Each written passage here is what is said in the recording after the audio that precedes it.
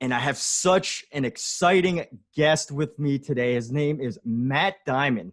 And this is such an exciting episode because when you hear about people making an income online, generating income, making money from the stock market, it's so difficult to know who to listen to, who to hear from, who to, find good information from, whether you hear like a stock tip somewhere. And Matt Diamond has an incredible story to tell, because not only does he share how to do it, how he does it literally every single day or something for like 3 years on YouTube. He's been sharing videos of how he trades in the stock market.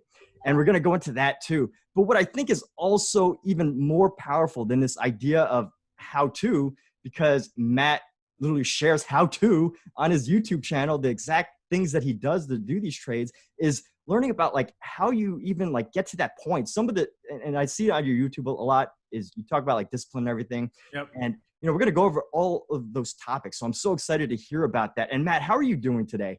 I'm doing good, man. Happy holidays. On to a new year. 2020 was crazy, but overall can't complain.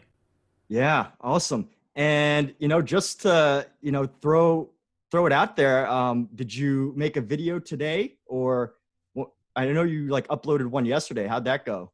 Yeah, that was good. So I do videos. I wish I could do one every day, but it's a little exhausting to do videos every day. So I do 3 a week: Monday, Wednesday, Friday. And then what I do is I record my screen every single day of the week. And then based on the content, whether it was good trading or whatnot, I'll kind of choose them. I try to keep it close though, so it's not too far away as far as when I recorded the screen, as far as the trades and stuff. And then I will and then I'll edit them day of, and then I'll post them day of. So I'm going to post a video tomorrow, Wednesday. Ah, fantastic. And I think it's so interesting because that you bring that up of it being a lot of work, because it is a lot of work to not only, handle the mindset of the trading mindset, but also to know that you have to create a video and, know your talking points and stuff. So, I totally applaud you for taking on that challenge. I mean, I think there's a lot of people who are like, I'd love to document how to help people and how to help people get to where they want to be in terms of like financially. And you're doing that. You've been doing that for so many years. So, I think it's one element of, that how to, when we get to actually see you do it on those videos. Mm-hmm. And one thing that we miss is that idea that, of course, you've documented the past 3 years, but to get to that point where you felt comfortable even sharing it, when you felt competent in your trading enough to be able to put it online, was there like a few years that you had to, think about it or practice, or did you just like, hey, I'm just going to start making YouTube videos about this? Can you share a little bit about that story? Yeah, and just to be like really honest and straightforward, even to this day, doing YouTube videos, I still have a little bit of is the video going to be good? Am I doing good? Is the content okay? Are the videos okay? So that really never goes away. But as far as when I felt confident enough to start posting, it was less about confidence in posting, and it was more about what I was trying to do was a very lonely thing, right? This is not necessarily a business. I mean, yes, it's a business from being able to make money, but you're alone. It's me, myself, and I. So I went, okay, what is a way in which I can connect with people and then also kind of document my journey? Gary Vaynerchuk, he always says, document, don't create. So when I was going through the tough period of learning, I was, rather than sit in a room by myself and deal with the frustrations, I figured maybe if I put some of those struggles out there online, I can connect with other people, and then other people can maybe relate with my story, and then who knows where that goes. So it was more, it came from more of that, of just wanting to connect with others, and let's see if anyone else is crazy enough as me to want to go down this road of trying to figure out how to trade for income. So never really at all ever felt comfortable, but that was kind of the overpowering. I even though I don't feel comfortable maybe posting videos, or I really don't know what I'm talking about yet, it was that of, well, I want to connect with people, so even if I screw up along the way, I'm okay with that. And then as time goes on, you get a little bit more confident, and then the whole, the ball starts to get rolling, and then all of a sudden, 3.5 years later, here you are.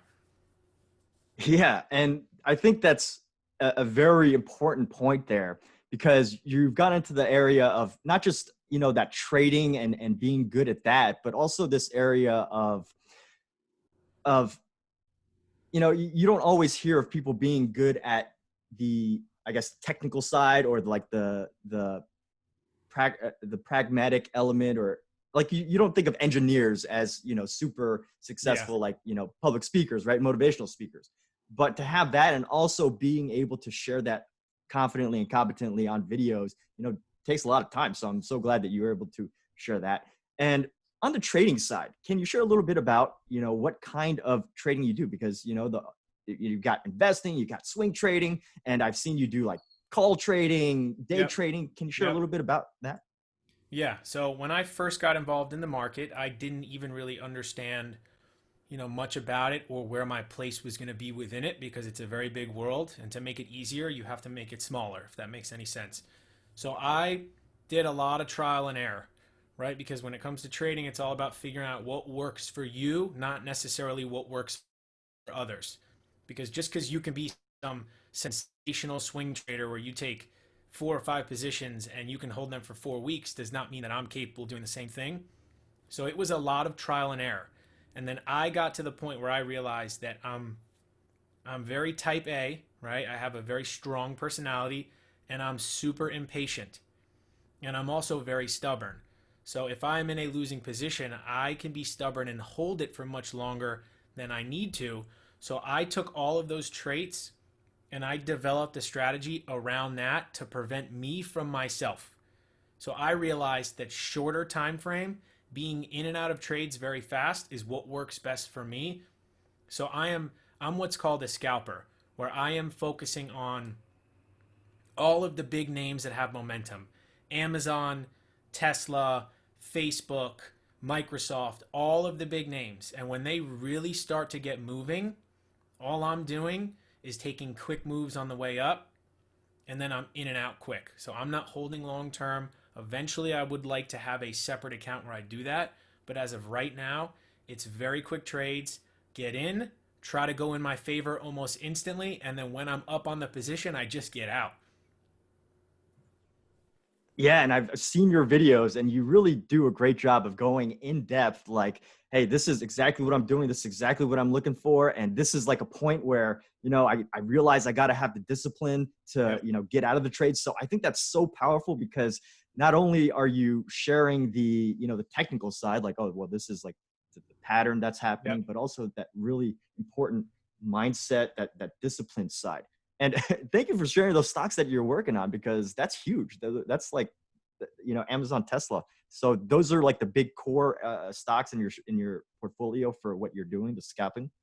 Yeah. So a lot of people focus on kind of what's moving that day, right? The shiny object. And that's why a lot of people get into trouble, because now they're dealing with something that's a little unknown or very volatile. So what I do is I have a group of stocks, and I have a video on this on my YouTube. I have a group that I focus on daily, and it's some of the most popular names on the planet. So it's not penny stocks and things that can get pumped and then all of a sudden they go up 400% and they come right back down to where they came from. These are all of the most well-known companies on earth, and I'm just watching them day to day and then trading around the technical levels that I think they could have some sort of movement around. And that is it. So it took me a long time to figure that out, but just keeping my focus on a handful, and then that's the focus day in and day out. That is amazing. And what would you say, before the three years that you started doing YouTube, what would you say was like the most difficult barrier for yourself that you had to overcome to, feel comfortable doing those types of trades, and like, going in on it? So I would say the barrier is probably a pretty basic one. It's just financial, because you got to have a decent amount of money. I mean, you don't have to have an absolute fortune, but if you have $1,500 to your name, like, you should do other things besides come to the market. I didn't start with a lot, so it was going really, really, really slow. Because if you go full speed and try to trade like a maniac on only a few grand, you're most likely going to lose all of it. So I would say the first barrier was just being able to take it very slow, be patient, which I'm not. So I had to be super patient to work my way up, build a little bit of an account, get some capital. And then after that, it was more about it was repetitions, right? Because this is all so new.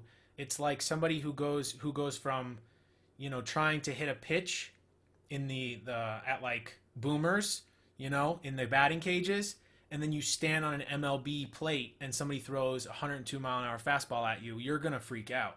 So it was just being able to kind of patiently, build up the capital, and then also just actually put on trades, and then just have the experience to eventually feel confident about what I'm even doing. Because when you first open up all these screens, you're going to have absolutely no idea what any of it is. But the key to getting better is to just do your best to learn that much more each day. Okay, I don't get it. Okay, I kind of get it.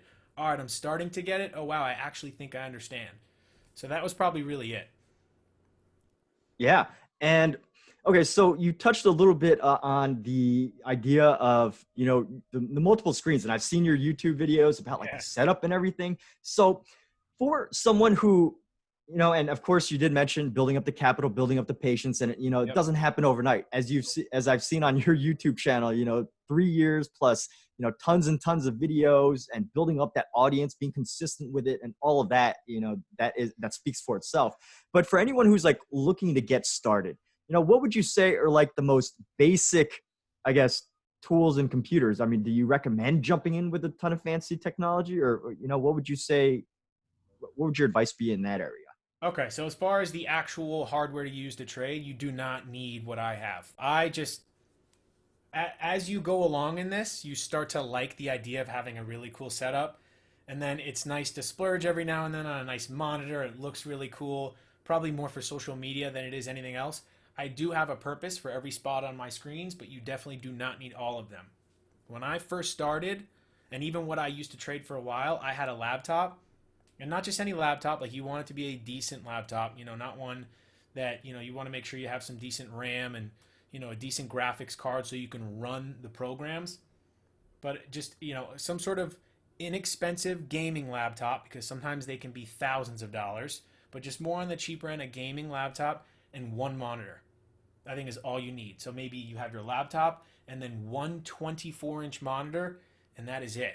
And that's what I used for a very long time. And then as you start to get, better, you want to make it look a little cooler. But when you're just starting out, two screens is more than enough. And even today, like, if I had to, I could go back to the laptop and the 24-inch monitor.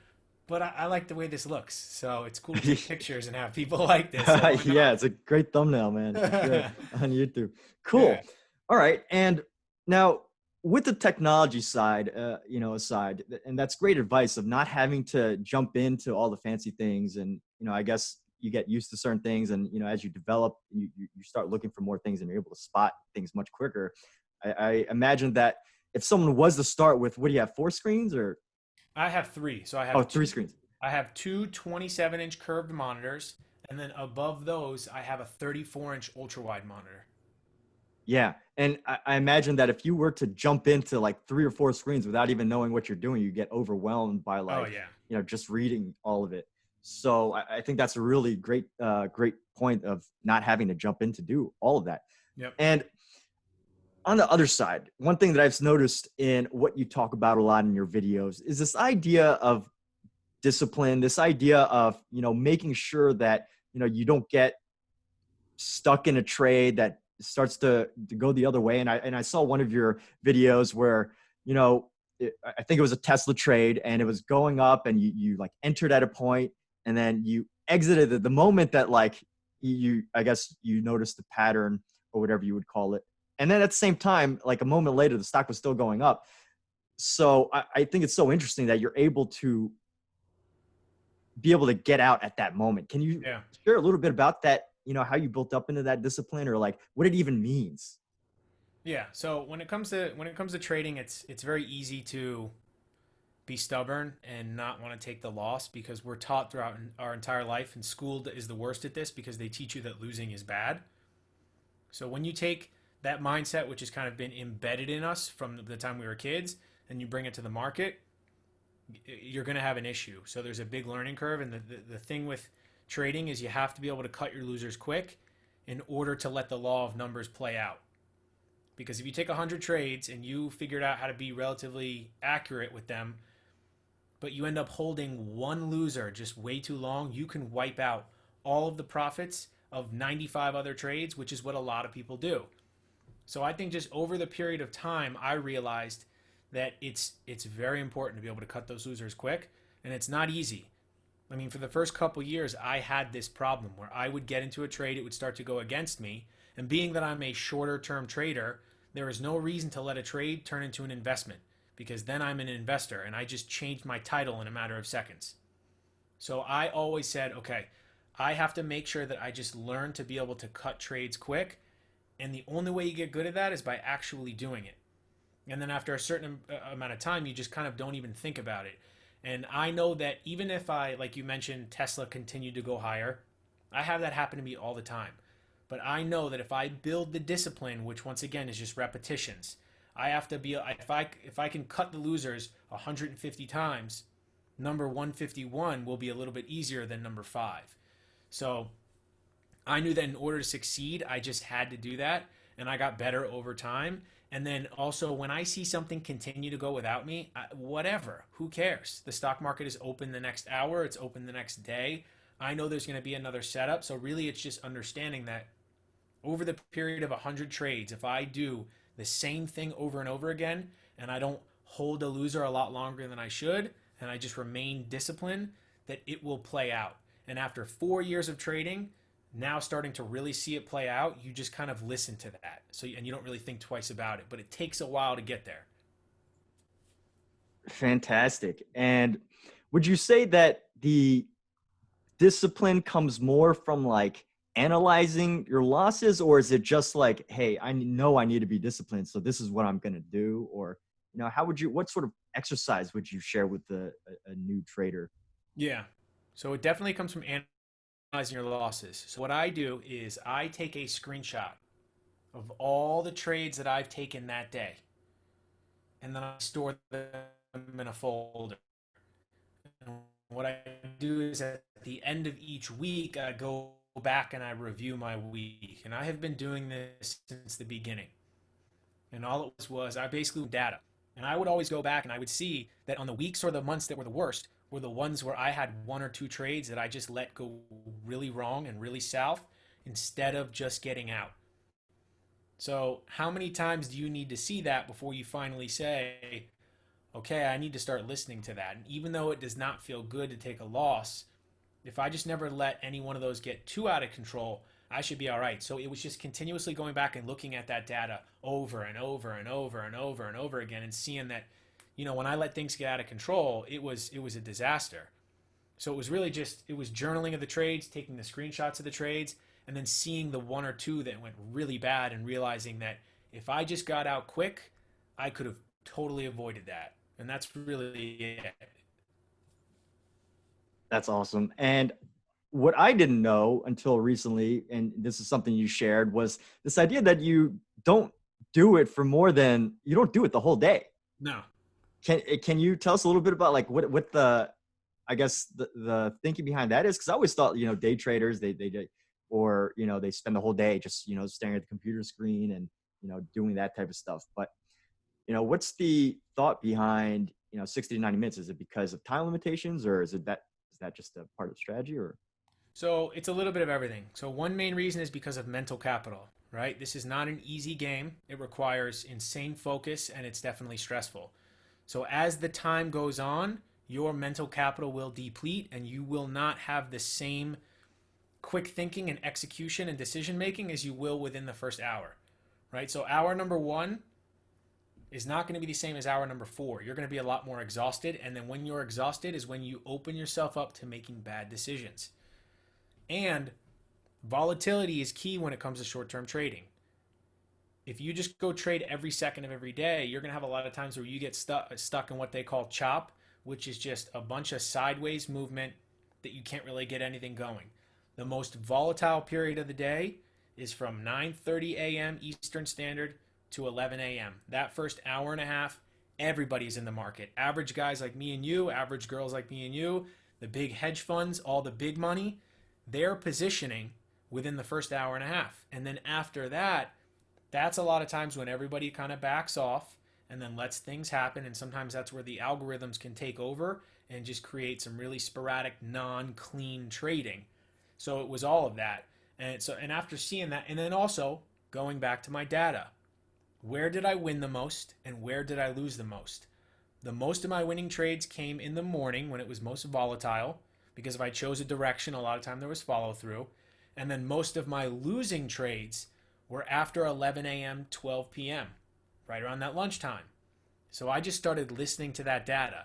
If I am losing from 11 on, then if I just cut that out right there, I can eliminate a lot of my losses. So I just started putting together rules, and I even have a little rule sheet here that just says basic stuff, when to, to not trade after a certain time, and that's it. So it's depleting of the mental capital.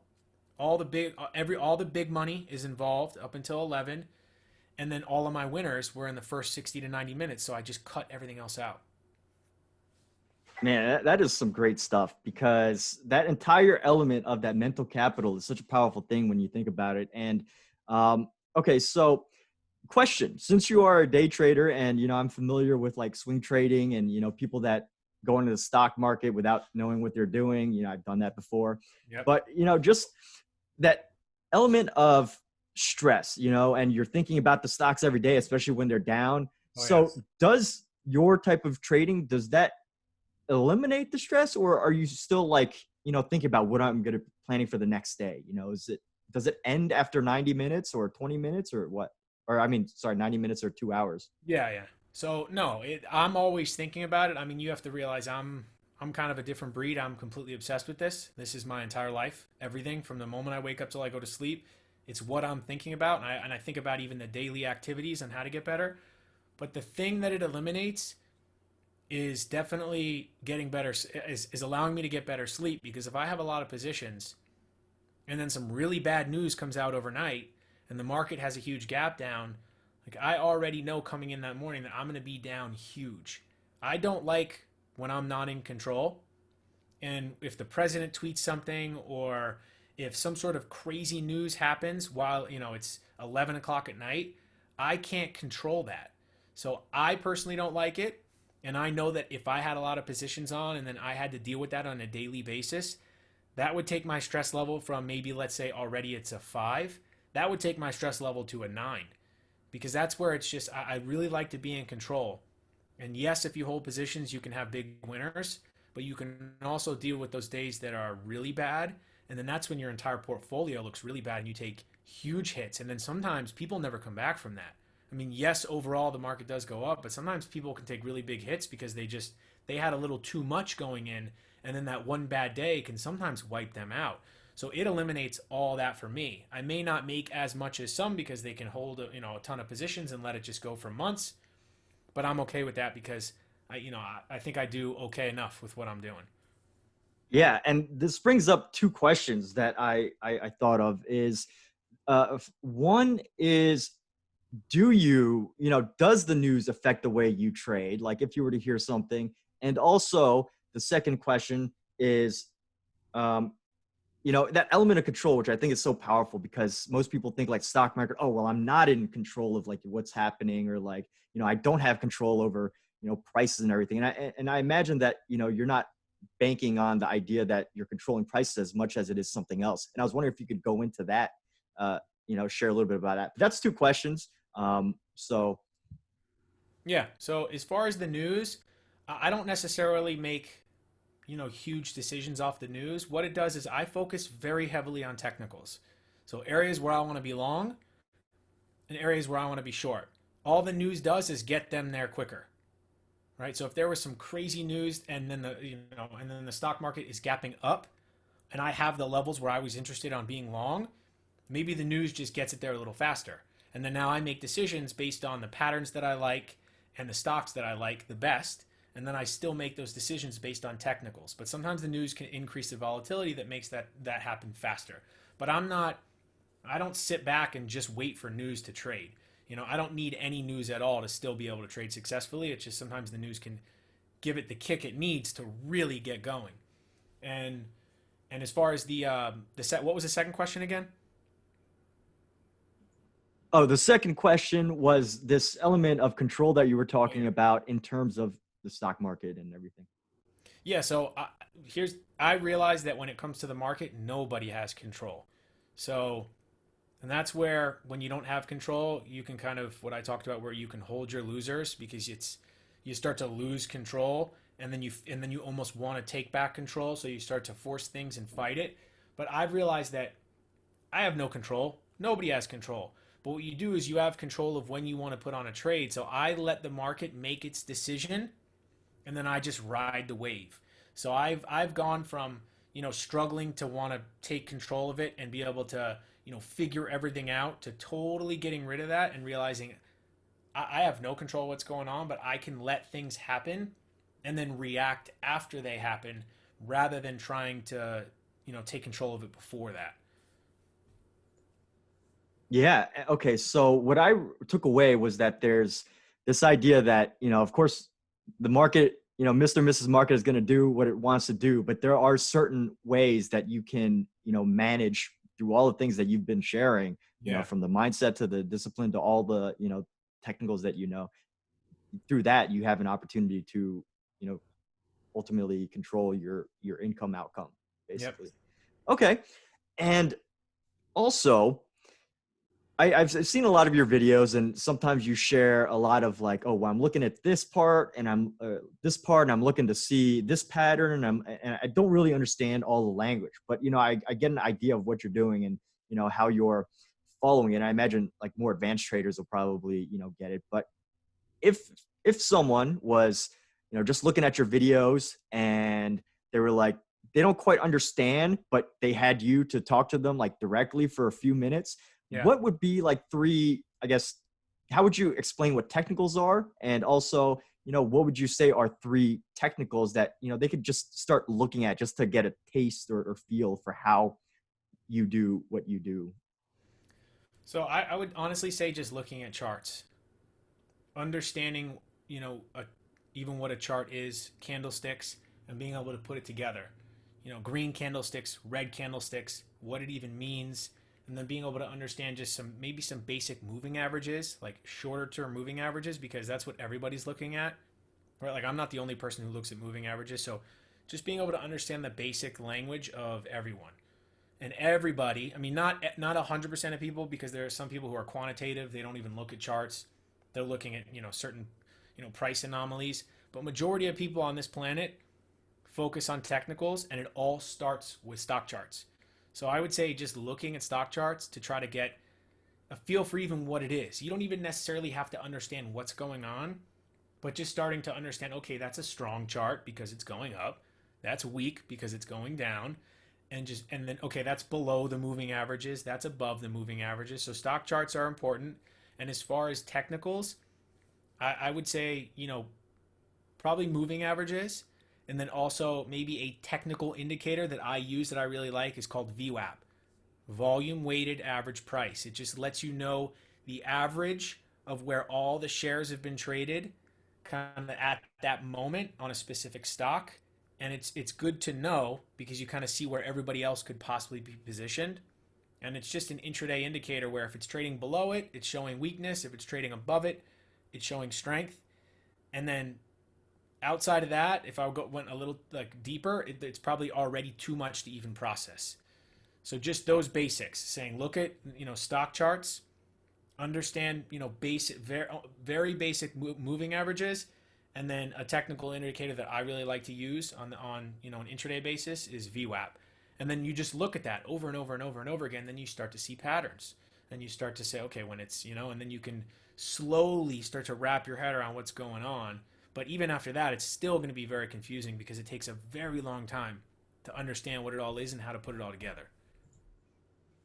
For sure. And I really like that you brought up patterns, because it's this idea of like, when when you think of, if you've ever seen a video of those athletes or like super experts in something, you like, I saw this one video where they were using like a um, professional CIA agent or something to put like glasses on him, and they had him like walk through to see, spot like guns and things like that, or Yeah. spot like criminal, gestures, and their eye movements like knew exactly where to go and look for things. They were tracking the Yeah. eye movements, but you put like an average person or a regular person, they miss everything. So Yeah. I think that's so powerful that you mentioned the pattern thing, because as you build up that practice at some level, I think there's just this, it's like the muscle memory almost, Yeah, it after many becomes like years of second practice. nature. Weirdly, it becomes, you look at it long enough, it starts to make sense. It's just a lot of people quit before they get there because it's very difficult.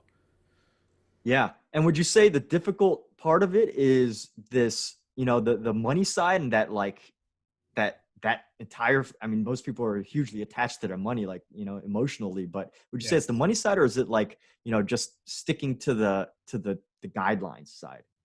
I would say it's both because people are emotionally attached to money because that's how we're wired. So it's hard to want to lose it. So a lot of times people will be down on a position and they do not take the loss because they don't like being down. And then being down a little usually goes to being down a lot. And then also is understanding your place within all of it. Because if you try to do 1,000 different things, you're never going to be an expert at anything. So you're most likely going to blow through all your money. And what it does is it takes really figuring out one, your personality type. You have to start from within on how to make this work, you know? So if you're super slow, relaxed, and calm, then you're probably better doing some sort of longer term style trading. If you are super intense, type A, and very impatient like me, then you're probably better off focusing on quick thinking, very analytical, quick decision making type of trading. So it's got to fit your personality, and then you have to have some sort of guidelines. You got to have rules. I'm only going to take X amount of trades per day because I know that after a certain amount, I start to really just lose it. I'm only going to trade within the first 60, 90, 120 minutes of the day because after that, I start to just go crazy. And then after a certain amount down, I'm going to call it a day because that's when I can maybe start really making bad decisions. So I have to cut myself off because I'm just not doing well today. And then you have to take all those guidelines and then you have to, make a little bit of a kind of your trading rules. And then you have to apply that every single day. If you have a day where you just don't feel like applying it, well, good luck. That could be the day where you take a huge loss and then it ruins everything. So it's all of that together and then consistently applied on a daily basis. So it never ends. Yeah, and you've touched on so many powerful things. So I can only do my best to like urge people who want to learn about investing, or I guess day trading, not so much investing, but like or scalp trading, I guess, Yeah. right? Is that the proper? A similar concept, just intraday trading. Yeah. And what is so I know where your YouTube channel is. It's going to be in the description, but if someone wanted to like learn more or like watch more of your content, I mean, what are your like social media handles and all of that they can come find you? Yeah, so my YouTube is by far the number one for content to actually learn, which is just my name, Matt Diamond, Matt with two T's. And I also am pretty active on Twitter and Instagram. And my Twitter is just at the Matt Diamond. And then my Instagram is Matt underscore Diamond. So those are the three main. But the place that's all the content that's showing exactly what I'm doing and how I go about trading is on YouTube. YouTube is my everything, and I'm going to continue to keep posting videos there for as long as I possibly can. So, and I have a lot. I think I have like almost 160 videos now, and a lot of trade recaps. So that's going to be the best place to see what I'm doing and why I'm doing it. Yeah, and I think it's so powerful because I like to follow people's like stories on YouTube, and like see how like they transform.